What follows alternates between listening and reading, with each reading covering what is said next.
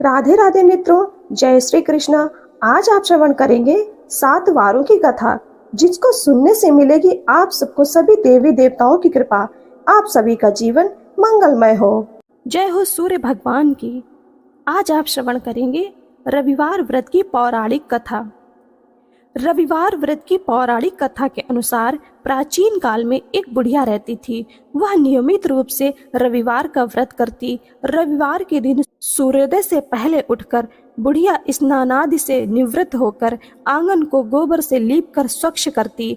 उसके बाद सूर्य भगवान की पूजा करते हुए रविवार व्रत कथा सुनकर भगवान सूर्य को भोग लगाकर दिन में एक समय भोजन करती। सूर्य भगवान की अनुकंपा से बुढ़िया को किसी प्रकार की चिंता एवं कष्ट नहीं था। धीरे धीरे उसका घर धन धान्य से भर गया। उस बुढ़िया को सुखी होते देख उसकी पड़ोसन उससे जलने लगी।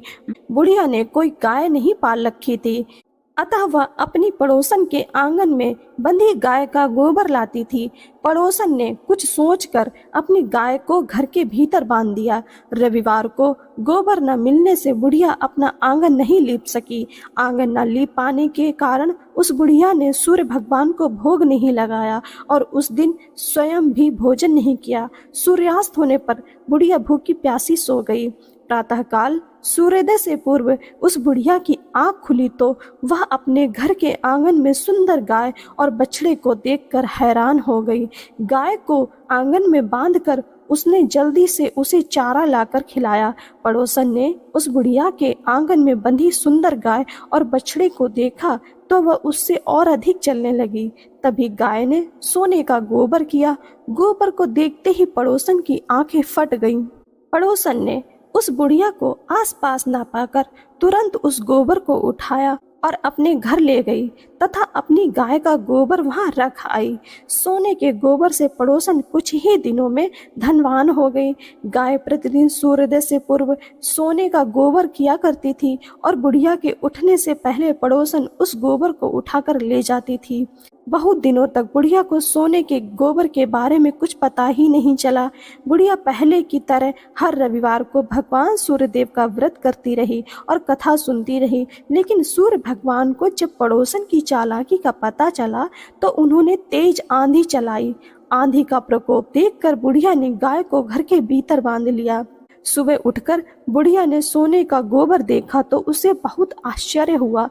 उस दिन के बाद बुढ़िया गाय को घर के भीतर बांधने लगी। सोने के गोबर से बुढ़िया कुछ ही दिन में बहुत धनी हो गई। उस बुढ़िया के धनी होने से पड़ोसन बुरी तरह जल भुनकर राख हो गई और उसने अपने पति को समझा बुझाकर उसे नगर के राजा के पास भेज दिया। सुंदर गाय को देखकर राजा बहुत खुश हुआ। सुबह जब राजा ने सोने का गोबर देखा तो उसके आश्चर्य का ठिकाना न रहा। उधर सूर्य भगवान को भूखी प्यासी बुढ़िया को इस तरह प्रार्थना करते देख उस पर बहुत करुणा आई। उसी रात सूर्य भगवान ने राजा को सपने में कहा, राजन, बुढ़िया की गाय व बछड़ा तुरंत लौटा दो, नहीं तो तुम पर विपत्तियों का पहाड़ टूट पड़ेगा, तुम्हारा महल नष्ट हो जाएगा। सूर्य भगवान के स्वप्न से बुरी तरह भयभीत राजा ने प्रातः उठते ही गाय और बछड़ा बुढ़िया को लौटा दिया। राजा ने बहुत सा धन देकर बुढ़िया से अपनी गलती की क्षमा मांगी। राजा ने पड़ोसन और उसके पति को उनकी इस दुष्टता के लिए दंड दिया। फिर राजा ने पूरे राज्य में घोषणा करा दी कि सभी स्त्री पुरुष रविवार का व्रत किया करे। रविवार का व्रत करने से सभी लोगों के घर धन धान्य से भर गए। चारों ओर खुशहाली छा गई। स्त्री पुरुष सुखी जीवन यापन करने लगे तथा सभी लोगों के शारीरिक कष्ट दूर हो गए। जय हो सूर्य भगवान की। ओम नमः शिवाय। श्रोताओं, आज सोमवार के व्रत में जरूर सुनेंगे कथा, मिलेगी शिव पार्वती की कृपा। सोमवार का दिन भगवान शंकर को समर्पित है। आज के दिन भक्त भोलेनाथ को प्रसन्न करने के लिए विशेष पूजा अर्चना करते हैं। कुछ लोग आज के दिन व्रत भी रखते हैं ताकि शिव जी की विशेष कृपा प्राप्त की जा सके। बाबा भोलेनाथ के आशीर्वाद के लिए आप भी सोमवार का व्रत कर सकते हैं। तो शिव व्रत कथा को पढ़कर या सुनकर इस उपवास को पूरा करें। सोमवार का दिन भगवान शंकर को समर्पित है। नारद पुराण के अनुसार सोमवार व्रत में व्यक्ति को प्रातः स्नान करके शिव जी को जल और बेलपत्र चढ़ाना चाहिए। तथा शिव गौरी जी की पूजा करनी चाहिए। शिव पूजन के बाद सोमवार व्रत कथा सुननी चाहिए। इसके बाद केवल एक समय ही भोजन करना चाहिए। साधारण रूप से सोमवार का व्रत दिन के तीसरे प्रहर तक होता है, मतलब शाम तक रखा जाता है। सोमवार व्रत 3 प्रकार का होता है: प्रति सोमवार व्रत, सौम्य प्रदोष व्रत और 16 सोमवार का व्रत होता है। इन सभी व्रतों के लिए एक ही विधि होती है। तो श्रोताओं, आइए श्रवण करते हैं सोमवार व्रत की महान कथा। एक समय की बात है, किसी नगर में एक साहूकार रहता था। उसके घर में धन की कोई कमी नहीं थी, लेकिन उसकी कोई संतान नहीं थी। इस कारण वह बहुत दुखी था। पुत्र प्राप्ति के लिए वह प्रत्येक सोमवार व्रत रखता था, पर पूरी श्रद्धा के साथ शिव मंदिर जाकर भगवान शिव और पार्वती जी की पूजा किया करता था।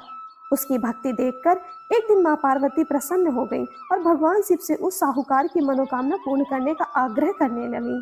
पार्वती जी की इच्छा सुनकर भगवान शिव ने कहा कि हे पार्वती, इस संसार में हर प्राणी को उसके कर्मों का फल मिलता है और जिसके भाग्य में जो हो उसे वो ही भोगना पड़ता है। लेकिन पार्वती जी ने साहूकार जी की भक्ति को मान रखने के लिए उसकी मनोकामना पूर्ण करने की इच्छा जताई। माता पार्वती के आग्रह पर शिव जी ने साहूकार को पुत्र प्राप्ति का वरदान तो दिया, लेकिन साथ ही ये भी कहा कि उसके बालक की आयु केवल 12 वर्ष ही होगी। माता पार्वती भगवान शिव की बातचीत को साहूकार सुन रहा था। उसे ना तो इस बात की खुशी थी और ना ही दुख। वह पहले की भांति शिव जी की पूजा करता रहा। कुछ समय के बाद साहूकार के घर एक पुत्र का जन्म हुआ। जब वह बालक 11 वर्ष का हुआ तो उसे पढ़ने के लिए काशी भेज दिया गया। साहूकार ने पुत्र के मामा को बुलाकर उसे बहुत सारा धन दिया और कहा कि तुम इस बालक को काशी विद्या प्राप्ति के लिए ले जाओ और मार्ग में यज्ञ करना। जहाँ भी यज्ञ कराओ वहाँ ब्राह्मणों को भोजन कराते और दक्षिणा देते हुए जाना। दोनों मामा भांजे इसी तरह यज्ञ कराते और ब्राह्मणों को दान दक्षिणा देते काशी की ओर चल पड़े। रात में एक नगर पड़ा जहाँ नगर के राजा की कन्या का विवाह हो रहा था, लेकिन जिस राजकुमार से उसका विवाह हो रहा था वह एक आंख से काना था। राजकुमार के पिता ने अपने पुत्र के काना होने की बात को छुपाने के लिए एक चाल सोची। साहूकार के पुत्र को देखकर उसके मन में एक विचार आया। उसने सोचा, क्या इस लड़के को दूल्हा बनाकर राजकुमारी से विवाह करा दूं? विवाह के बाद इसको धन देकर विदा कर दूंगा और राजकुमारी को अपने नगर से ले जाऊंगा। लड़के को दूल्हे के वस्त्र पहनाकर राजकुमारी से विवाह करा दिया। लेकिन साहूकार का पुत्र ईमानदार था, उसे ये बात न्याय संगत नहीं लगी। उसने अवसर पाकर राजकुमारी की चुन्नी के पल्ले पर लिख दिया कि तुम्हारा विवाह तो मेरे साथ हुआ है, लेकिन जिस राजकुमार के संग तुम्हें भेजा जाएगा वह एक आंख से काना है। मैं तो काशी में पढ़ने जा रहा हूँ। जब राजकुमारी ने चुन्नी पर लिखी बातें पढ़ी तो उसने अपने माता पिता को ये बात बताई। राजा ने अपनी पुत्री को विदा नहीं किया, जिससे बारात वापस चली गई। दूसरी ओर साहूकार का लड़का और उसका मामा काशी पहुंचे और वहां जाकर उन्होंने यज्ञ किया। जिस दिन लड़के की आयु 12 साल की हुई उसी दिन यज्ञ रखा गया। लड़के ने अपने मामा से कहा कि मेरी तबीयत कुछ ठीक नहीं लग रही। मामा ने कहा कि तुम अंदर जाकर सो जाओ। शिव जी के वरदान अनुसार कुछ ही देर बाद उस बालक के प्राण निकल गए। मृत भांजे को देख उसके मामा ने विलाप करना शुरू कर दिया। संयोग बस उसी समय शिव जी और माता पार्वती उधर से जा रहे थे। पार्वती ने भगवान से कहा, स्वामी, मुझे इसके रोने के स्वर सहन नहीं हो रहा है, आप इस व्यक्ति के कष्ट को अवश्य दूर करें। जब शिव जी मृत बालक के समीप गए तो वह बोले कि यह उसी साहूकार का पुत्र है जिसे मैंने 12 वर्ष की आयु वरदान में दिया था। अब इसकी आयु पूरी हो चुकी है। लेकिन मात्र भाव से विभोर माता पार्वती ने कहा, हे महादेव, आप इस बालक को और आयु देने की कृपा करें, अन्यथा इसके वियोग में इसके माता पिता भी तड़प तड़प कर मर जाएंगे। माता पार्वती के आग्रह पर भगवान शिव ने उस लड़के को जीवित होने का वरदान दिया। शिव जी की कृपा से यह लड़का जीवित हो गया। शिक्षा समाप्त करके लड़का मामा के साथ अपने नगर की ओर चल दिया। दोनों चलते हुए उसी नगर में पहुंचे जहां उसका विवाह हुआ था। उस नगर में भी उन्होंने यज्ञ का आयोजन किया। उस लड़के के ससुर ने उसे पहचान लिया और महल में ले जाकर उसकी खातिरदारी की और अपनी पुत्री को विदा किया। इधर साहूकार और उसकी पत्नी भूखे प्यासे रहकर बेटे की प्रतीक्षा कर रहे थे। उन्होंने प्रण कर रखा था कि यदि उन्हें अपनी बेटी की मृत्यु का समाचार मिला तो वह भी प्राण त्याग देंगे, परंतु अपने बेटे के जीवित होने का समाचार पाकर वो बेहद प्रसन्न हुए। उसी रात भगवान शिव ने व्यापारी के स्वप्न में आकर कहा कि हे श्रेष्ठी, मैंने तेरे सोमवार व्रत करने और व्रत कथा सुनने से प्रसन्न होकर तेरे पुत्र को लंबी आयु प्रदान की। इसी प्रकार जो कोई सोमवार व्रत कथा करता है या तथा सुनता है और पढ़ता है उसके सभी दुख दूर होते हैं। और समस्त मनोकामनाएं पूर्ण होती हैं। ओम नमः शिवाय। जय श्री राम फ्रेंड्स, आज आप श्रवण करेंगे मंगलवार व्रत की एक पावन कथा। एक समय की बात है, एक ब्राह्मण दंपति की कोई संतान नहीं थी, जिस कारण वह बेहद दुखी थे। एक समय ब्राह्मण वन में हनुमान जी की पूजा के लिए गया। वहां उसने पूजा के साथ महावीर जी से एक पुत्र की कामना की। घर पर उसकी स्त्री भी पुत्र प्राप्ति के लिए मंगलवार का व्रत करती थी। वह मंगलवार के दिन व्रत के अंत में हनुमान जी को भोग लगाकर ही भोजन करती थी। एक बार व्रत के दिन ब्राह्मणी ना भोजन बना पाई और ना ही हनुमान जी को भोग लगा सकी। उसने प्रण किया कि वह अगले मंगलवार को हनुमान जी को भोग लगाकर ही भोजन ग्रहण करेगी। वह भूखी प्यासी 6 दिन तक पड़ी रही। मंगलवार के दिन बेहोश हो गई। हनुमान जी की उसकी निष्ठा और लगन को देखकर प्रसन्न हुए। उन्होंने आशीर्वाद स्वरूप ब्राह्मणी को एक पुत्र दिया और कहा कि यह तुम्हारी बहुत सेवा करेगा। बालक को पाकर ब्राह्मणी अति प्रसन्न हुई। उसने बालक का नाम मंगल रखा। कुछ समय उपरांत जब ब्राह्मण घर आया तो बालक को देख पूछा कि वह कौन है। पत्नी बोली कि मंगलवार व्रत से प्रसन्न होकर हनुमान जी ने उसे यह बालक दिया है। ब्राह्मण को अपनी पत्नी की बात पर विश्वास नहीं हुआ। एक दिन मौका देख ब्राह्मण ने बालक को कुएं में गिरा दिया। घर पर लौटने पर ब्राह्मणी ने पूछा कि मंगल कहाँ है। तभी पीछे से मंगल मुस्कुराकर आया। उसे वापस देखकर ब्राह्मण आश्चर्यचकित रह गया। रात को हनुमान जी ने उसे सपने में दर्शन दिए और बताया कि यह पुत्र उसे उन्होंने दिया है। ब्राह्मण सत्य जानकर बहुत खुश हुआ। इसके बाद ब्राह्मण दंपत्ति प्रत्येक मंगलवार को व्रत रखने लगे। जो मनुष्य मंगलवार का व्रत कथा को पढ़ता या सुनता है और नियम से व्रत रखता है, उसे हनुमान जी की कृपा से सब कष्ट दूर हो जाते हैं, सर्व सुख प्राप्त होता है और हनुमान जी की दया के पात्र बनते हैं। जय श्री राम, जय हो हनुमान जी की। राधे राधे मित्रों, जय श्री कृष्ण। आज आप श्रवण करेंगे बुधवार के दिन सुने जाने वाली गणेश व्रत की कथा। सनातन धर्म में किसी भी शुभ कार्य को करने से पहले भगवान श्री गणेश की पूजा की जाती है। हिंदू धर्म में किसी भी काम का शुभारंभ करने से पहले श्री गणेशाय नमः लिखा जाता है। इसके अलावा भगवान श्री गणेश को सभी देवी देवताओं में प्रथम पूज्य माना जाता है। ग्रंथों और पुराणों में इसके पीछे भिन्न भिन्न कारण बताए गए हैं। हालांकि सभी में उन्हें सबसे पहले पूजा जाने वाले देवता ही कहा जाता है। इसकी जानकारी ज्यादातर लोगों को है, लेकिन ये बहुत कम लोग जानते हैं कि त्रिदेव ब्रह्मा, विष्णु और महेश से भी पहले भगवान गणेश की ही पूजा क्यों की जाती है। आइए जानते हैं इसके पीछे की पौराणिक कथा। दरअसल भगवान श्री गणेश बुद्धि के देवता माने जाते हैं और इनकी पूजा करने से सभी प्रकार की विघ्न और बाधाएं दूर होती हैं।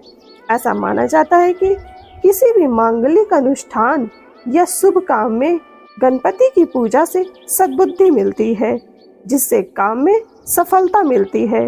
बता दें कि पौराणिक कथा के अनुसार एक बार सभी देवताओं में विवाद हो गया कि धरती पर सबसे पहले पूजा किसकी होनी चाहिए। सभी देवता अपने आप को एक दूसरे से सर्वश्रेष्ठ बताने लगे।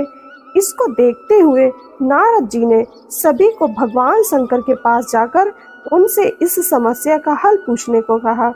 भगवान शिव के पास पहुंचे सभी देवता इस समस्या को लेकर भगवान शिव के पास पहुंचे और उनको पूरी स्थिति के बारे में बताया। भगवान शिव ने देवताओं के इस विवाद को देखते हुए उसे सुलझाने के लिए एक योजना बनाई। उन्होंने इसके लिए एक प्रतियोगिता आयोजित की। प्रतियोगिता के अनुसार सभी देवगणों को अपने अपने वाहन पर बैठकर पूरे ब्रह्मांड का चक्कर लगाने के लिए कहा गया। जो भी देवता ब्रह्मांड की परिक्रमा करके सबसे पहले वापस आएगा, उसे ही धरती पर प्रथम पूजनीय देवता माना जाएगा। भगवान शिव की ये बात सुनकर सभी देवता अपने अपने वाहन लेकर ब्रह्मांड की परिक्रमा के लिए निकल गए। इस प्रतियोगिता में गणेश जी भी शामिल थे और उनकी सवारी चूहा है। चूहे की गति बहुत धीमी होती है और ऐसे में गणेश जी सोच में पड़ गए। इसके बाद उन्होंने ब्रह्मांड का चक्कर लगाने की बजाय अपने माता पिता भगवान शिव और माता पार्वती की 7 बार परिक्रमा की और हाथ जोड़कर उनके सामने खड़े हो गए। माता पिता को दिया सर्वोच्च स्थान। जब सभी देवता ब्रह्मांड का चक्कर लगाकर वापस लौटे, तब वहां गणेश जी पहले से मौजूद थे और भगवान शिव ने गणेश जी को विजयी घोषित कर दिया, जिसे सुनकर सभी देवता अचंभित हो गए कि चूहे की सवारी से पूरे ब्रह्मांड का चक्कर इतनी जल्दी कैसे लगाया जा सकता है। तब भगवान शिव ने बताया कि माता पिता को संपूर्ण ब्रह्मांड में सर्वोच्च स्थान दिया गया है और उन्हें धरती पर देवताओं के समान माना जाता है। गणेश जी ने ब्रह्मांड का चक्कर लगाने के बजाय माता पिता की परिक्रमा की है। भगवान शिव की बात सुनकर सभी देवता उनके निर्णय से सहमत हो गए और तभी से गणेश जी को प्रथम पूजनीय देवता माना गया। श्रोताओं, आप सभी का जीवन मंगलमय हो। जय हो गणेश भगवान की। जय भोले बाबा की। शंकर शिव जी की आराधना धूप, बेलपत्र आदि से करनी चाहिए। बुद्ध की कथा के अनुसार एक पुरुष का नया नया विवाह हुआ था। विवाह के 2 दिनों बाद उसकी पत्नी मायके चली गई। कुछ दिनों के बाद वह पुरुष अपनी पत्नी को लेने उसके यहाँ गया। बुधवार को जब वह पत्नी के साथ लौटने लगा तो ससुराल पक्ष ने उसे रोकने का प्रयत्न किया। विदाई के लिए बुधवार शुभ नहीं है, लेकिन वह नहीं माना और पत्नी के साथ बैलगाड़ी में चल पड़ा। विवश होकर सास ससुर ने अपनी जमाई और पुत्री को भारी मन से विदा किया। नगर के बाहर पहुंचने पर पत्नी को प्यास लगी। पुरुष लोटा लेकर पानी की तलाश में चल पड़ा। पत्नी एक पेड़ के नीचे बैठ गई। थोड़ी देर के बाद पुरुष पानी लेकर वापस लौटा। तब उसने देखा कि उसकी पत्नी किसी के साथ हंस हंस कर बातें कर रही है और उसके लोटे से पानी पी रही है। उसको क्रोध आ गया। वह निकट पहुंचा तो उसके आश्चर्य का ठिकाना नहीं था, क्योंकि उस आदमी की सूरत उसी की भांति थी। पत्नी भी सोच में पड़ गई कि दोनों पुरुष झगड़ने लगे। धीरे धीरे वहां काफी भीड़ एकत्रित हो गई और सिपाही भी आ गए। हम शक्ल आदमियों को देख वे भी आश्चर्य में पड़ गए। उन्होंने स्त्री से पूछा उसका पति कौन है। वो भी सोच में पड़ गई। तब वह पुरुष शंकर भगवान से प्रार्थना करने लगा कि हे भगवान, हमारी रक्षा करें। मुझसे बड़ी भूल हुई है। मैंने सास ससुर की बात नहीं मानी और बुधवार को पत्नी को विदा करा लिया। मैं भविष्य में ऐसा कदापि नहीं करूंगा। जैसे ही उसकी प्रार्थना पूरी हुई, दूसरा पुरुष अंतर्ध्यान हो गया। पति पत्नी सकुशल अपने घर पहुंच गए। जय भोले बाबा की। ओम नमो भगवते वासुदेवाय नमः। श्रोताओं, आपका जीवन मंगलमय हो। श्रोताओं, आज आप श्रवण करेंगे गुरुवार व्रत की कथा। बृहस्पतिवार का दिन भगवान विष्णु को समर्पित है।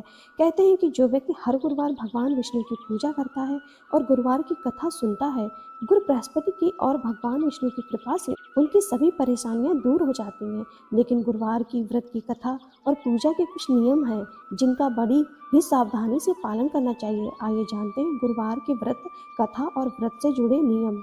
गुरुवार व्रत पूजा कथा में कई ऐसी बातें बताई गई हैं जिन्हें मनुष्य को ध्यानपूर्वक अपनाना चाहिए। कहते हैं कि जो व्यक्ति श्रद्धा भाव से गुरुवार को भगवान विष्णु की पूजा करता है और गुरुवार व्रत की कथा कहता है और सुनता है, उसकी गरीबी और कष्ट को भगवान विष्णु दूर कर देते हैं।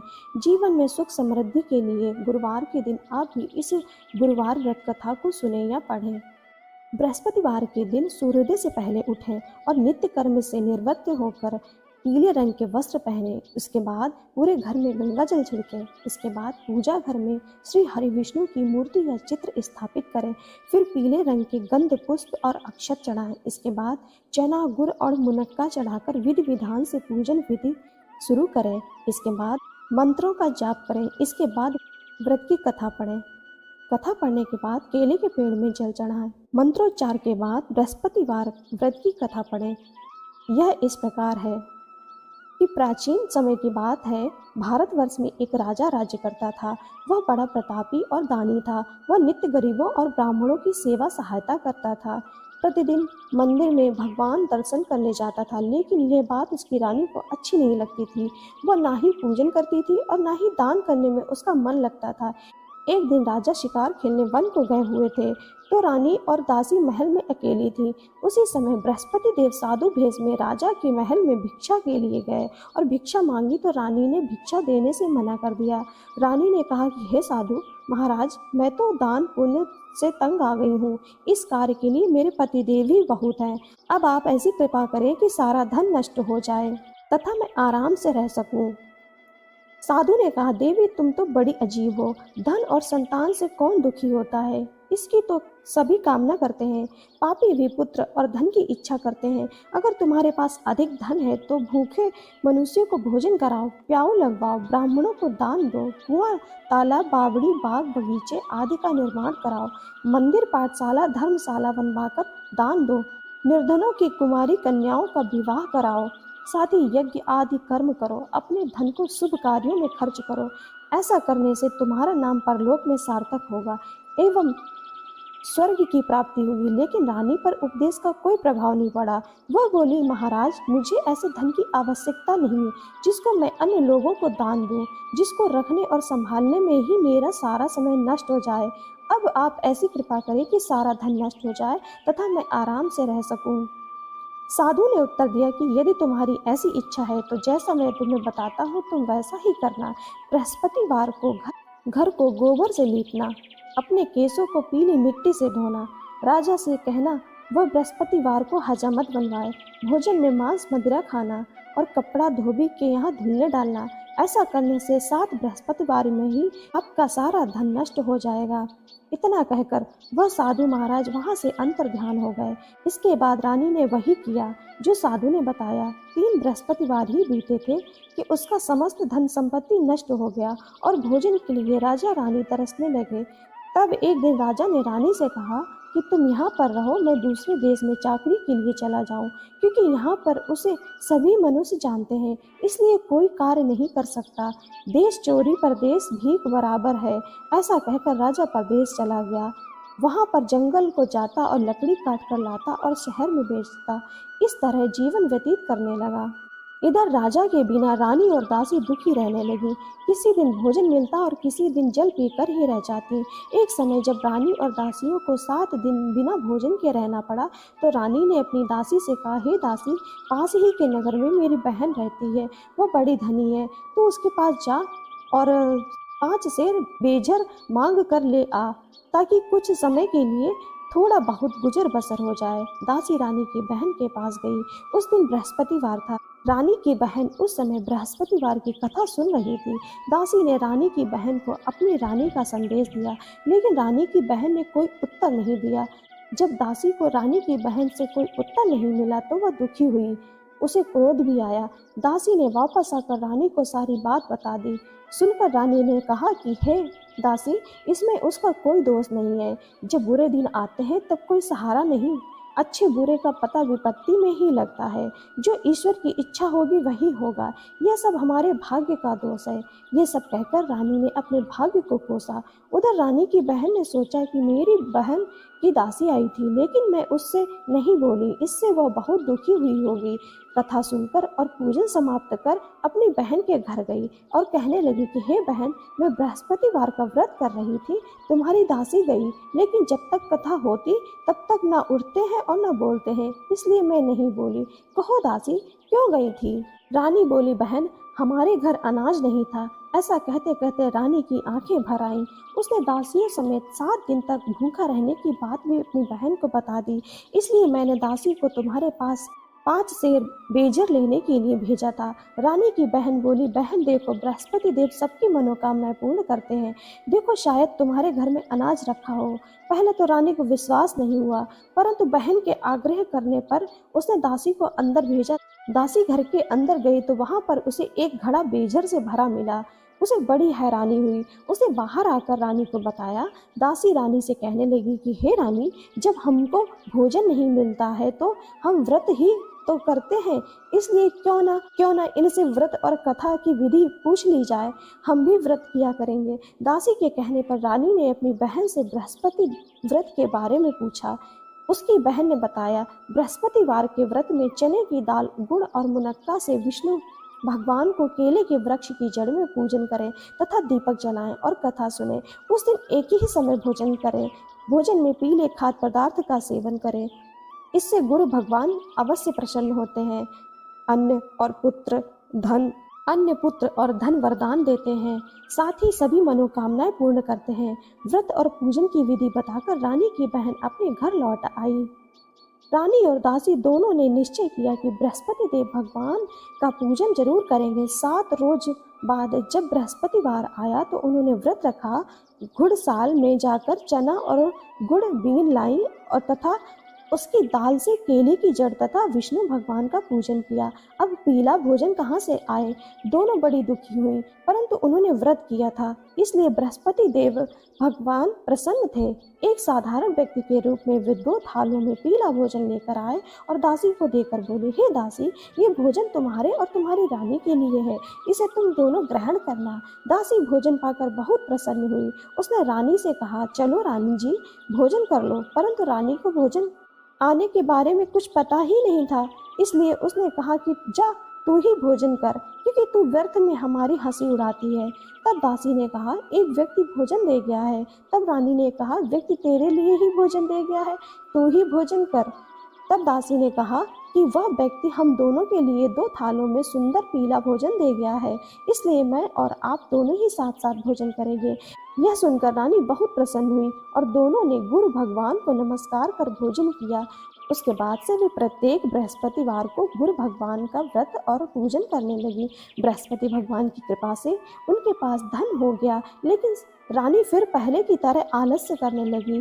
तब दासी बोली, देखो रानी, तुम पहले भी इस प्रकार आलस्य करती थी, तुम्हें धन के रखने में कष्ट होता था, इस कारण सभी धन नष्ट हो गया। अब गुरु भगवान की कृपा से धन मिला है तो फिर तुम्हें आलस्य होता है। बड़ी मुसीबतों के बाद हमने यह धन पाया है, इसलिए हमें दान पुण्य करना चाहिए। अब तुम भूखे मनुष्य को भोजन कराओ, प्याऊ लगवाओ, ब्राह्मणों को दान दो, कुआं, तालाब, बावड़ी और बाग बगीचे आदि का निर्माण कराओ, मंदिर, पाठशाला और धर्मशाला बनवाकर दान दो, निर्धनों की कुमारी कन्याओं का विवाह कराओ, साथ ही यज्ञ आदि कर्म करो, अपने धन को शुभ कार्यों में खर्च करो, जिससे तुम्हारे कुल का यश बढ़े और स्वर्ग प्राप्त हो, पितृ प्रसन्न हो। दासी की बात मानकर रानी शुभ कर्म करने लगी, उसका यश फैलने लगा। एक दिन रानी और दासी आपस में विचार करने लगे कि न जाने राजा किस दशा में होंगे, उनकी कोई खोज खबर भी नहीं है। उन्होंने श्रद्धा पूर्वक बृहस्पति भगवान से प्रार्थना की, राजा जहाँ कहीं भी हो शीघ्र वापस आ जाएं। उस रात्रि को बृहस्पति देव ने राजा को स्वप्न में कहा कि हे राजा, उठ, तेरी रानी तुझको याद करती है, अपने देश लौट आ। राजा प्रातःकाल उठा और जंगल से लकड़ी काटने के लिए जंगल की ओर चल पड़ा। जंगल से गुजरते हुए विचार करने लगा कि रानी की गलती से उसे कितने दुख भोगने पड़े। राजपाट छोड़कर जंगल में आकर रहना पड़ा। जंगल से लकड़ी काटकर शहर में बेचकर गुजारा करना पड़ा और अपनी दशा को याद करके व्याकुल होने लगा। उसी समय राजा के पास बृहस्पति देव साधु के वेश में आकर बोले, लकड़हारे, तुम इस सुनसान जंगल में किस चिंता में बैठे हो, मुझे बताओ। यह सुन राजा के नेत्रों में जल भरा आया। साधु की वंदना कर राजा ने अपनी संपूर्ण कहानी सुना दी। महात्मा दयालु होते हैं। वे राजा से बोले, हे राजा, तुम्हारी पत्नी ने बृहस्पति देव के प्रति अपराध किया था, जिसके कारण तुम्हारी यह दशा हुई। अब तुम चिंता मत करो, भगवान तुम्हें पहले से अधिक धन देंगे।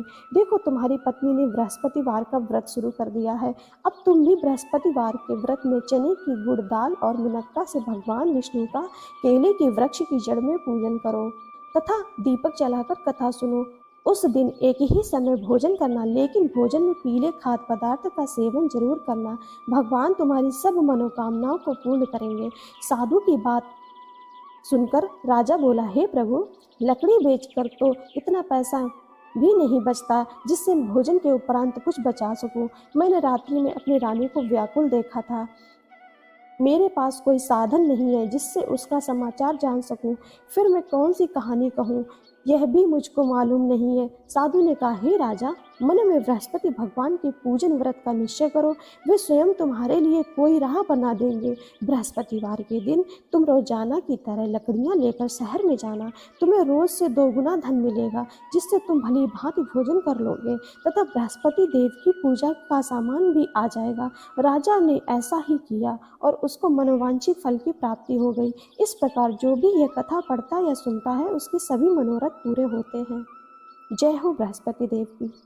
जय हो माता लक्ष्मी जी की। वैभव लक्ष्मी व्रत की महिमा व कथा। फ्रेंड्स, आज हम श्रवण करेंगे माता वैभव लक्ष्मी जी की व्रत की महिमा व कथा। पूजा उपासना तो जैसे भारतवासियों की सांसों में बसा हुआ है। शायद ही ऐसा कोई दिन गुजरता होगा जब कोई खास पूजा का संयोग न बनता हो। सप्ताह के हर दिन के अनुसार भी विशेष पूजा का विधान है। शुक्रवार को माँ लक्ष्मी देवी का व्रत रखा जाता है। इसे वैभव लक्ष्मी व्रत भी कहा जाता है। इस व्रत को स्त्री या पुरुष कोई भी कर सकता है। इस व्रत को करने से उपासक को धन और सुख समृद्धि की प्राप्ति होती है। घर परिवार में लक्ष्मी माँ का वास बनाए रखने के लिए भी यह व्रत उपयोगी है। इस दिन स्त्री पुरुष लक्ष्मी जी की पूजा करते हुए सफ़ेद फूल, सफ़ेद चंदन आदि से पूजा करते हैं। खीर से माता लक्ष्मी जी को भोग लगाकर प्रसाद ग्रहण करते हैं। इस व्रत के दिन उपासक को एक समय भोजन करना चाहिए। अगर कोई व्यक्ति माता वैभव लक्ष्मी जी का व्रत करने के साथ ही लक्ष्मी श्री यंत्र को स्थापित कर उसकी नियमित रूप से पूजा करता है तो उसके व्यापार में वृद्धि होती है और धन में बढ़ोतरी होती है। माता वैभव लक्ष्मी की व्रत कथा। किसी शहर में अनेक लोग रहते थे। सभी अपने कामों में लगे रहते थे। किसी को किसी की परवाह नहीं थी। भजन कीर्तन, भक्ति भाव, दया माया, परोपकार जैसे संस्कार कम हो गए थे। शहर में बुराइयां बढ़ गई थी। शराब, जुआ, रेस, व्यभिचार, चोरी डकैती वगैरह बहुत से गुनाह शहर में होते थे। इनके बावजूद शहर में कुछ अच्छे लोग भी रहते थे। ऐसे ही लोगों में शीला और उनके पति की गृहस्थी मानी जाती थी। शीला धार्मिक प्रकृति और संतोषी स्वभाव वाली थी। उनका पति भी विवेकी और सुशील था। शीला और उसका पति कभी किसी की बुराई नहीं करते थे और प्रभु भजन में अच्छी तरह समय व्यतीत करते थे। समय के साथ शहर के लोग उनकी गृहस्थी की सराहना करते थे। देखते ही देखते समय बदल गया। शीला का पति बुरे लोगों से दोस्ती कर बैठा। अब वह जल्द से जल्द करोड़पति बनने के ख्वाब देखने लगा, इसलिए वह गलत रास्ते पर चल पड़ा। फलस्वरूप वह रोडपति बन गया, यानी रास्ते पर भटकते भिखारी जैसी ही उसकी हालत हो गई थी। शराब, जुआ, रेस, चरस, गांजा वगैरह बुरी आदतों में शीला का पति भी फंस गया। दोस्तों के साथ उसे भी शराब की आदत हो गई। इस प्रकार उसने अपना सब कुछ रेस जुए में गंवा दिया। शीला को पति के बर्ताव से बहुत दुख हुआ, किंतु वह भगवान पर भरोसा कर सब कुछ सहने लगी। वह अपना अधिकांश समय प्रभु भक्ति में बिताने लगी। अचानक एक दिन दोपहर को उनके द्वार पर किसी ने दस्तक दी। शीला ने द्वार खोला तो देखा कि एक माजी खड़ी हुई है। उसके चेहरे पर अलौकिक तेज निखर रहा था। उनकी आंखों से मानो अमृत बरस रहा हो। उसका भव्य चेहरा करुणा और प्यार से छलक रहा था। उनको देखते ही शीला के मन में अपार शांति छा गई। शीला के रोम रोम में आनंद छा गया। शीला उस माजी को अंदर ले आई और घर में बिठाने के लिए कुछ भी नहीं था, अतः शीला ने सकुचाकर एक फटी हुई चादर पर उनको बिठाया। माँ जी बोली, क्या शीला, मुझे पहचाना नहीं? हर शुक्रवार को लक्ष्मी जी के मंदिर में भजन कीर्तन के समय में मैं भी वहीं आती थी। इसके बावजूद शीला कुछ समझ नहीं पा रही थी। फिर माँ जी बोली, तुम बहुत दिनों से मंदिर नहीं आई, अतः मैं तुम्हें देखने चली आई। माँ जी के अति प्रेम भरे शब्दों से शीला का हृदय पिघल गया। उसकी आंखों में आंसू आ गए और वह बिलख बिलख कर रोने लगी। माँ जी ने कहा, बेटी, सुख और दुख तो धूप और छांव जैसे होते हैं। धैर्य रखो बेटी, मुझे तेरी सारी परेशानी पता है। माँ जी के व्यवहार से शीला को काफ़ी संबल मिला और सुख की आस में उसने माँ जी को अपनी सारी कहानी कह सुनाई। कहानी सुनकर माँ जी ने कहा, कर्म की गति न्यारी होती है। हर इंसान को अपने कर्म भुगतने ही पड़ते हैं, इसलिए तू चिंता मत कर। अब तू कर्म भुगत चुकी है, अब तुम्हारे सुख के दिन अवश्य आएंगे। तू तो माँ लक्ष्मी जी की भक्त है। माँ लक्ष्मी जी को तो प्रेम और करुणा के अवतार हैं। वे अपने भक्तों पर हमेशा ममता बनाए रखती हैं, इसलिए तू धैर्य रख कर माँ लक्ष्मी जी का व्रत कर, इससे सब कुछ ठीक हो जाएगा। शीला के पूछने पर माँ जी ने उसे व्रत की सारी विधि बताई। माँ जी ने कहा, बेटी, माँ लक्ष्मी जी का व्रत बहुत सरल है। उसे वरद लक्ष्मी व्रत भी कहा या वैभव लक्ष्मी व्रत भी कहा जाता है। यह व्रत करने वाले की सब मनोकामना पूर्ण होती है। वह सुख संपत्ति और यश प्रदान करता है। शीला यह सुनकर आनंदित हो गई। शीला ने संकल्प करके आंखें खोली तो सामने कोई न था। यह विस्मित हो गई कि माँ जी कहाँ गई। शीला को तत्काल समझते देर न लगी कि माँ जी और कोई नहीं, साक्षात माता लक्ष्मी ही थी। दूसरे दिन शुक्रवार था। सवेरे स्नान करके स्वच्छ कपड़े पहनकर शीला ने माँ जी द्वारा बताई गई विधि से पूरे मन से व्रत किया। आखिर में प्रसाद वितरण हुआ। यह प्रसाद पहले पति को खिलाया। प्रसाद खाते ही पति के स्वभाव में फर्क पड़ गया। उस दिन से उसने शीला को मारा नहीं, सताया भी नहीं। शीला को बहुत आनंद हुआ। उसके मन में वैभव लक्ष्मी व्रत के लिए श्रद्धा और बढ़ गई। शीला ने पूर्ण श्रद्धा भक्ति भाव से 21 शुक्रवार तक वैभव लक्ष्मी व्रत की विधि की। 21वें शुक्रवार को माँ जी के कहे मुताबिक उद्यापन विधि करके 7 स्त्रियों को वैभव लक्ष्मी व्रत की 7 पुस्तकें उपहार में दी। फिर माता जी के धन लक्ष्मी स्वरूप की छवि को वंदन करके भाव से मन ही मन प्रार्थना करने लगी कि हे माँ धन लक्ष्मी, मैंने आपका वैभव लक्ष्मी व्रत करने की मन्नत मानी थी, वह व्रत आज पूर्ण हुआ। हे माँ, मेरी हर विपत्ति दूर करो, आप हमारा सबका कल्याण करो।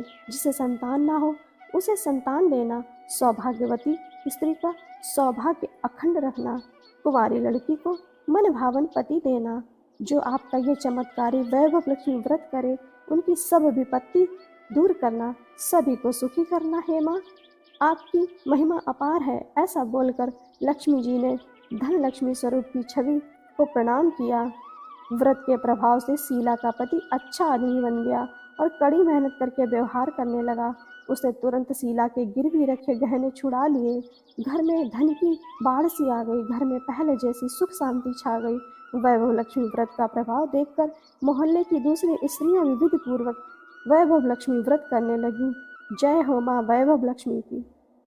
जय हो संतोषी माता की। श्रोताओं, आज आप श्रवण करेंगे माता संतोषी की व्रत कथा। शुक्रवार के दिन माँ संतोषी का व्रत पूजन किया जाता है।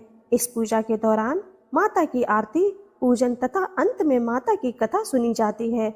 आइए जाने शुक्रवार के दिन की जाने वाली संतोषी माता व्रत कथा। एक बुढ़िया थी, उसके 7 बेटे थे। 6 कमाने वाले थे जबकि एक निकम्मा था।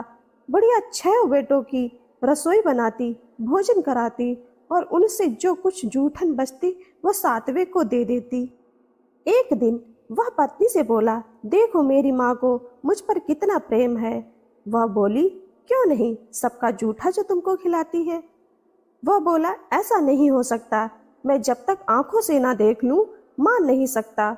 बहू हंसकर बोली, देख लोगे तब तो मानोगे। कुछ दिन बाद त्योहार आया। घर में 7 प्रकार के भोजन और चूरमे के लड्डू बने। वह जांचने के लिए सिर दुखने का बहाना कर पतला वस्त्र सिर पर ओढ़े रसोई घर में सो गया। वह कपड़े में से सब देखता रहा। 6 भाई भोजन करने आए। उसने देखा माँ ने उसके लिए सुंदर आसन बिछाया, नाना प्रकार की रसोई परोसी और आग्रह करके उन्हें जमाया। वह देखता रहा। 6 भोजन करके उठे तब माँ ने उनकी जूठी थालियों में से लड्डुओं के टुकड़े उठाकर एक लड्डू बनाया। जूठन साफ कर बुढ़िया माँ ने उसे पुकारा, बेटा 6 भाई भोजन कर गए, अब तू ही बाकी है, उठ, तू कब खाएगा। वह कहने लगा, माँ मुझे भोजन नहीं करना, मैं परदेश जा रहा हूँ। माँ ने कहा, कल जाता हो तो आज चला जा।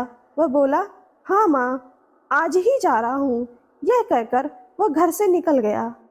7वें बेटे का परदेश जाना। चलते समय पत्नी की याद आ गई। वह गौशाला में कंडे उपले थाप रही थी। वहां जाकर बोला, हम जावे परदेश आवेंगे कुछ काल, तुम रहियो संतोष से धर्म अपनो पाल। वह बोली, जाओ पिया आनंद से हमारो सोच हटाए, राम भरोसे हम रहे ईश्वर तुम्हें सहाय। 2 निशानी आपन देख धरू मैं धीर, सुधि मति हमारी बिसारियो, रखियो मन गंभीर। वह बोला, मेरे पास तो कुछ नहीं है, ये अंगूठी है सो ले लो और अपनी कुछ निशानी मुझे दे दो। वह बोली, मेरे पास क्या है, यह गोबर भरा हाथ है। यह कहकर उसकी पीठ पर गोबर के हाथ की थाप मार दी। वह चल दिया। चलते चलते दूर देश पहुंचा। परदेश में नौकरी। वहां एक साहूकार की दुकान थी। वहां जाकर कहने लगा, भाई मुझे नौकरी पर रख लो। साहूकार को जरूरत थी। बोला, रह जा। लड़के ने पूछा, तनख्वाह क्या दोगे? साहूकार ने कहा, काम देखकर दाम मिलेंगे। साहूकार की नौकरी मिली। वह सुबह 7 बजे से 10 बजे तक नौकरी बजाने लगा।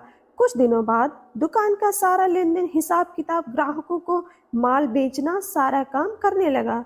साहूकार के 7-8 नौकर थे। वे सब चक्कर खाने लगे। ये तो बहुत होशियार बन गया है। सेठ ने भी काम देखा और 3 महीने में ही उसे आधे मुनाफे का हिस्सेदार बना लिया। वह कुछ वर्ष में ही नामी सेठ बन गया और मालिक सारा कारोबार उस पर छोड़कर चला गया। पति की अनुपस्थिति में सास का अत्याचार। इधर उसकी पत्नी को सास ससुर दुख देने लगे। सारी गृहस्थी का काम करा के उसे लकड़ी लेने जंगल में भेजते। इस बीच घर के आटे से जो भूसी निकलती उसकी रोटी बनाकर रख दी जाती और फूटे नारियल की नारेली में पानी। एक दिन वह लकड़ी लेने जा रही थी। रास्ते में बहुत सी स्त्रियां संतोषी माता का व्रत करती दिखाई दी। संतोषी माता का व्रत। वह वहां खड़ी होकर कथा सुनने लगी और पूछा, बहनों तुम किस देवता का व्रत करती हो और उसके करने से क्या फल मिलता है? यदि इस व्रत का विधान मुझे समझा कर कहोगे तो मैं तुम्हारा बड़ा एहसान मानूंगी। तब उनमें से एक स्त्री बोली, सुनो, यह संतोषी माता का व्रत है। इसके करने से निर्धनता, दरिद्रता का नाश होता है और जो कुछ मन में कामना हो वह संतोषी माता की कृपा से पूरी होती है। तब उसने उससे व्रत की विधि पूछी। संतोषी माता की व्रत विधि। वह भक्तनी स्त्री बोली, 1.25 आने का गुड़ चना लेना, इच्छा हो तो 5.25 आने का लेना, या 1.25 रुपए का भी सहूलियत के अनुसार लाना। बिना परेशानी और श्रद्धा व प्रेम से जितना भी बन पड़े सवाया लेना। प्रत्येक शुक्रवार को निराहार रहकर कथा सुनना। इसके बीच क्रम टूटे नहीं, लगातार नियम पालन करना। सुनने वाला कोई न मिले तो घी का दीपक जला उसके आगे या जल के पात्र को सामने रखकर कथा कहना। जब कार्य सिद्ध ना हो, नियम का पालन करना और कार्य सिद्ध हो जाने पर व्रत का उद्यापन करना। 3 मास में माता फल पूरा करती हैं। यदि किसी के ग्रह खोटे भी हों तो भी माता वर्ष भर में कार्य सिद्ध करती हैं। फल सिद्ध होने पर उद्यापन करना चाहिए, बीच में नहीं। उद्यापन में 2.5 सेर आटे का खाजा तथा इसी परिमाण से खीर तथा चने का साग करना। 8 लड़कों को भोजन कराना। जहाँ तक मिले देवर जेठ भाई बंधु के हो, ना मिले तो रिश्तेदारों के और पास पड़ोसियों को बुलाना। उन्हें भोजन करा यथाशक्ति दक्षिणा दे। माता का नियम पूरा करना। उस दिन घर में खटाई न खाना। यह सुन बुढ़िया के लड़के की बहू चल दी। व्रत का प्रण करना और मां संतोषी का दर्शन देना। रास्ते में लकड़ी के बोझ को बेच दिया और उन पैसों से गुड़ चना ले माता के व्रत की तैयारी कर आगे चली और सामने मंदिर देखकर पूछने लगी, यह मंदिर किसका है? सब कहने लगे, संतोषी माता का मंदिर है। यह सुनकर माता के मंदिर में जाकर चरणों में लौटने लगी। दीन हो विनती करने लगी, माँ मैं कपट अज्ञानी हूँ, व्रत के कुछ भी नियम नहीं जानती, मैं दुखी हूँ। हे माता जगत जननी मेरा दुख दूर कर, मैं तेरी शरण में हूँ। माता को दया आई। एक शुक्रवार बीता की दूसरे को उसके पति का पत्र आया और तीसरे शुक्रवार को उसका भेजा हुआ पैसा आ गया। यह देख जेठ जिठानी मुंह सिकोड़ने लगे। लड़के ताने देने लगे। काकी के पास पत्र आने लगे, रुपया आने लगा। अब तो काकी की खातिर बढ़ेगी। बेचारी सरलता से कहती, मैया कागज आवे रुपया आवे, हम सब के लिए अच्छा है। ऐसा कहकर आंखों में आंसू भरकर संतोषी माता के मंदिर में आ मातेश्वरी के चरणों में गिरकर रोने लगी। माँ मैंने तुमसे पैसा कब मांगा है? मुझे पैसे से क्या काम? मुझे तो अपने सुहाग से काम है। मैं तो अपने स्वामी के दर्शन मांगती हूँ। तब माता ने प्रसन्न होकर कहा, जा बेटी तेरा स्वामी आएगा। यह सुनकर खुशी से बावली होकर घर में जा काम करने लगी। अब संतोषी माँ विचार करने लगी, इस भोली पुत्री को मैंने कह तो दिया कि तेरा पति आएगा, लेकिन कैसे? वह तो इसे स्वप्न में भी याद नहीं करता। उसे याद दिलाने को मुझे ही जाना पड़ेगा। इस तरह माता जी उस बुढ़िया के बेटे के पास जा स्वप्न में प्रकट हो कहने लगी, साहूकार के बेटे सो रहा है या जागता है? वह कहने लगा, माता सोता भी नहीं जागता भी नहीं, कहो क्या आज्ञा है? माँ कहने लगी, तेरे घर बार कुछ है कि नहीं? वह बोला, मेरे पास सब कुछ है, माँ बाप है, बहू है, क्या कमी है? माँ बोली, भोले पुत्र, तेरी बहू घोर कष्ट उठा रही है, तेरे माँ बाप उसे परेशानी दे रहे हैं, वह तेरे लिए तरस रही है, तू उसकी सुध ले। वह बोला, हाँ माता जी, यह तो मालूम है, परंतु जाऊं तो कैसे? परदेश की बात है, लेन देन का कोई हिसाब नहीं, कोई जाने का रास्ता नहीं, कैसे चला जाऊं? माँ कहने लगी, मेरी बात मान, सवेरे नहा धोकर संतोषी माता का नाम ले, घी का दीपक जला, दंडवत कर दुकान पर जा बैठ। देखते देखते सारा लेन देन चुक जाएगा, जमा का माल बिक जाएगा, सांझ होते होते धन का भारी ढेर लग जाएगा। वह नहा धोकर संतोषी माता को दंडवत घी का दीपक जला दुकान पर जा बैठा। थोड़ी देर में देने वाले रुपया लाने लगे, लेने वाले हिसाब लेने लगे। कोठे में भरे सामान के खरीदार नकद दाम दे सौदा करने लगे। शाम तक धन का सारा भारी ढेर लग गया। मन में माता का नाम ले चमत्कार देख प्रसन्न हो घर ले जाने के वास्ते गहना कपड़ा सामान खरीदने लगा। यहाँ काम से निपट तुरंत घर को रवाना हुआ। उधर उसकी पत्नी जंगल में लकड़ी लेने जाती है। लौटते वक्त माता जी के मंदिर में विश्राम करती है। वह तो उसके प्रतिदिन रुकने का जो स्थान ठहरा। धूल उड़ती देख वह माता से पूछती, हे माता, ये धूल कैसे उड़ रही है? माता कहती कि हे पुत्री, तेरा पति आ रहा है, अब तो ऐसा कर, लकड़ियों के 3 बोझ बना ले, एक नदी के किनारे रख और दूसरा मेरे मंदिर पर व तीसरा अपने सिर पर। तेरे पति को लकड़ियां का गट्ठर देख मोह पैदा होगा, वह यहाँ रुकेगा, नाश्ता पानी खाकर माँ से मिलने आएगा।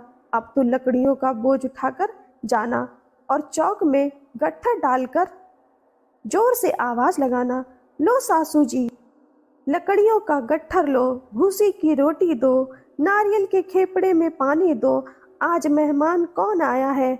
माता जी से बहुत अच्छा कहकर वह प्रसन्न मन से लकड़ियों के 3 गट्ठर बनाई, एक नदी के किनारे पर और एक माता जी के मंदिर पर रखा। इतने में मुसाफिर आ पहुंचा।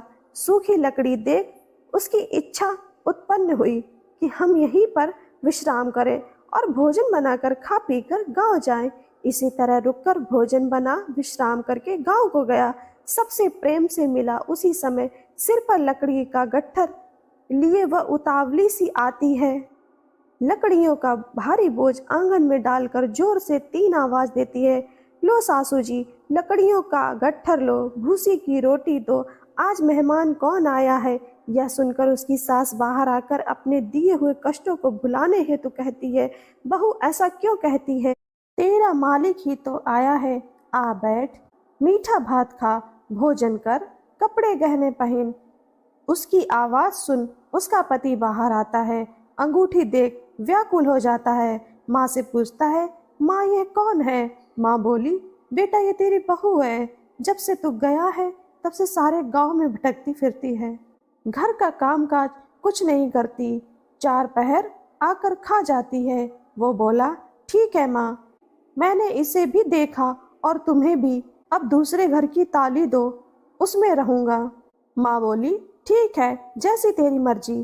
तब वह दूसरे मकान की 3री मंजिल का कमरा खोल सारा सामान जमाया। एक दिन महाराजा के महल जैसा ठाट बाट बन गया। अब क्या था, बहुत सुख भोगने लगी। इतने में शुक्रवार आया। शुक्रवार व्रत के उद्यापन में हुई भूल किया खटाई का इस्तेमाल। पति बोला, खुशी से कर लो। वह उद्यापन की तैयारी करने लगी। जिठानी के लड़कों को भोजन के लिए कहने गई। उन्होंने मंजूर किया, परंतु पीछे से जिठानी ने अपने बच्चों को सिखाया, देखो भोजन के समय खटाई मांगना, जिससे उसका उद्यापन पूरा ना हो। लड़के झीमने आए। खीर खाना पेट भर खाया, परंतु बाद में खाते ही कहने लगे, हमें खटाई दो, खीर खाना हमको नहीं भाता, देखकर अरुचि होती है। वह कहने लगी, भाई खटाई किसी को नहीं दी जाएगी, यह तो संतोषी माता का प्रसाद है। लड़के उठ खड़े हुए, बोले पैसा लाओ। भोली बहू कुछ जानती नहीं थी, उन्हें पैसे दे दिए। लड़के उसी समय हट करके इमली खटाई ले खाने लगे। यह देखकर बहू पर माता जी ने कोप किया। राजा के दूत उसके पति को पकड़ कर ले गए। जेठ जिठानी के मन माने वचन कहने लगे, लूट लूट कर धन इकट्ठा कर लाया है, अब सब मालूम पड़ जाएगा जब जेल की मार खाएगा। बहू से यह सहन नहीं हुआ, माँ संतोषी से मांगी माफी। रोती हुई माता जी के मंदिर गई, कहने लगी, हे माँ तुमने क्या किया? हंसाकर अब भक्तों को रुलाने लगी। माता बोली, बेटी तूने उद्यापन करके मेरा व्रत भंग किया है। वह कहने लगी, माता मैंने कुछ अपराध किया है, मैंने तो भूल से लड़कों को पैसे दे दिए थे, मुझे क्षमा करो, मैं फिर तुम्हारा उद्यापन करूंगी। माँ बोली, अब भूल मत करना। वह कहती है, अब भूल नहीं होगी, अब बतलाओ वे कैसे आवेंगे? माँ बोली, जा पुत्री, तेरा पति तुझे रास्ते में आता मिलेगा। वह निकली, राह में पति आता मिला। वह पूछी, कहाँ गए थे? वह कहने लगा, इतना धन जो कमाया है उसका टैक्स राजा ने मांगा था, वह भरने गया था। वह प्रसन्न हो बोली, भला हुआ, अब घर को चलो। कुछ दिन बाद फिर शुक्रवार आया, फिर किया व्रत का उद्यापन। वह बोली, मुझे फिर माता के उद्यापन करना है। पति ने कहा, करो। बहू फिर जेठ के लड़कों को भोजन को कहने गई। जेठानी ने एक दो बातें सुनाई और सब लड़कों को सिखाने लगी, तुम सब लोग पहले ही खटाई मांगना। लड़के भोजन से पहले कहने लगे, हमें खीर नहीं खानी, हमारा जी बिगड़ता है, कुछ खटाई खाने को दो। वह बोली, खटाई किसी को नहीं मिलेगी, आना हो तो आओ। वह ब्राह्मण के लड़के लाकर भोजन कराने लगी। यथाशक्ति दक्षिणा की जगह एक एक फल उन्हें दिया। संतोषी माता प्रसन्न हुई। संतोषी माता का फल, माता की कृपा होते ही नवमे मास में उसके चंद्रमा के स्थान पर सुंदर पुत्र प्राप्त हुआ। पुत्र को पाकर प्रतिदिन माता जी के मंदिर को जाने लगी। माँ ने सोचा, यह रोज आती है, आज क्यों न इसके घर चलूं। यह विचार कर माता ने भयानक रूप बनाया। गुड़ चने से सना मुख, ऊपर सूंड के समान होठ, उस पर मक्खियां भिन भिन कर रही थी। देहली पर पैर रखते ही उसकी सास चिल्लाई, देखो रे कोई चुड़ैल डाकिन चली आ रही है, लड़कों इसे भगाओ नहीं तो किसी को खा जाएगी। लड़के भगाने लगे, चिल्लाकर खिड़की बंद करने लगे। बहू रोशनदान से देख रही थी, प्रसन्नता से पगली बन चिल्लाने लगी, आज मेरी माता जी मेरे घर आई हैं। वह बच्चों को दूध पीने से हटाती है। इतने में सास का क्रोध फट जाता है। वह बोली, क्या उतावली हुई है, बच्चे को पटक दिया। इतने में माँ के प्रताप से लड़के ही लड़के नजर आने लगे।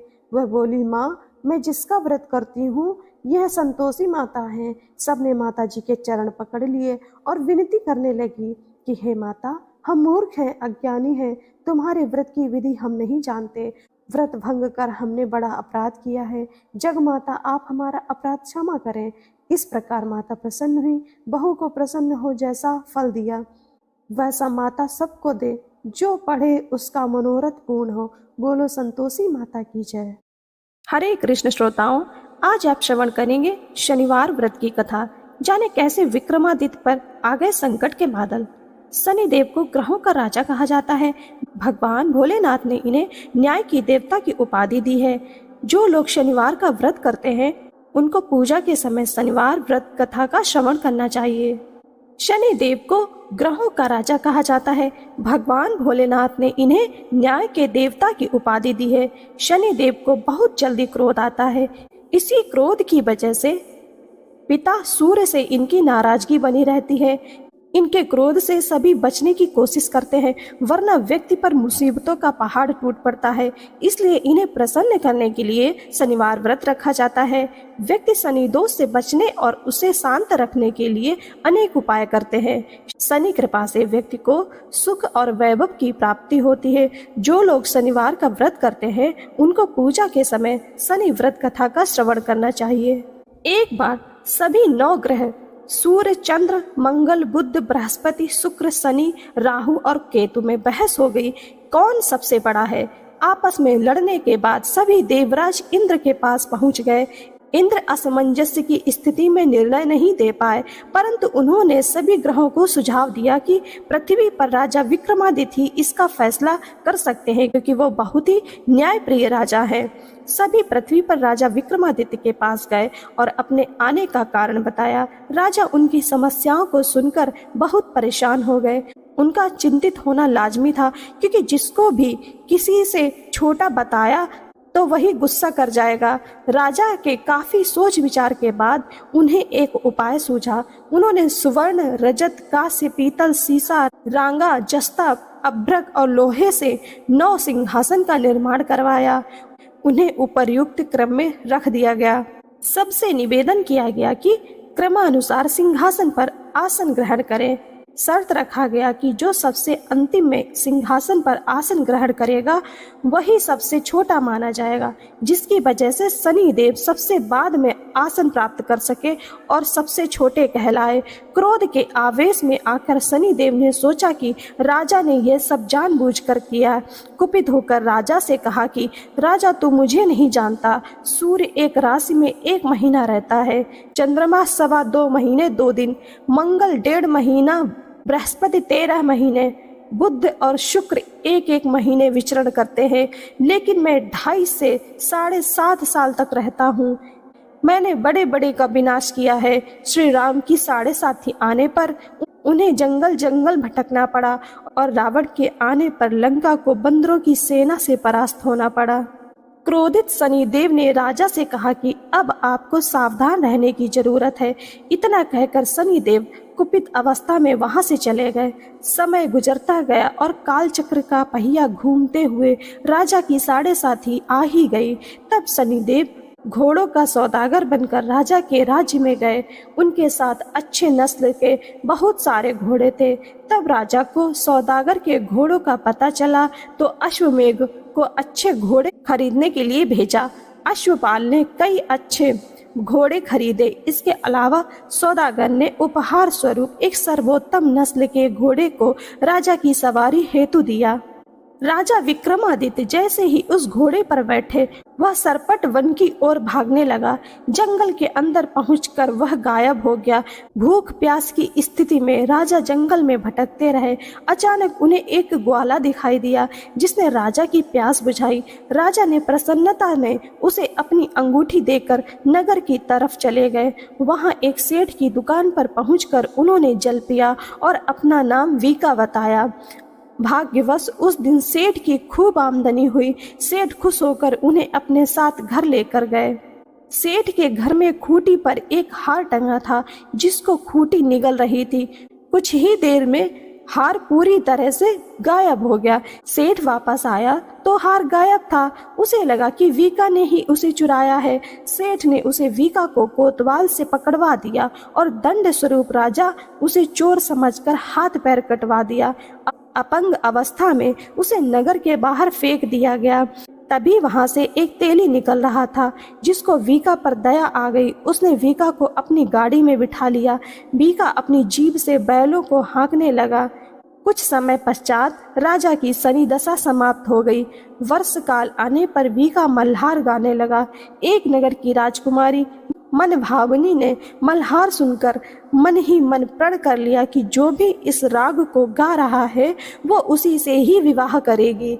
उन्होंने दासियों को खोजने के लिए भेजा, परंतु वापस आकर उन सभी ने बताया कि वह अपंग आदमी है। राजकुमारी यह जानकर भी नहीं मानी और अगले ही दिन वह अनशन पर बैठ गई। जब लाख समझाने पर राजकुमारी नहीं मानी तब राजा ने उस तेली को बुलवा भेजा और वीका से विवाह की तैयारी करने के लिए कहा। वीका से राजकुमारी का विवाह हो गया। एक दिन वीका के स्वप्न में शनिदेव ने आकर कहा कि देखा राजन, तुमने मुझे छोटा बताकर कितना दुख झेला।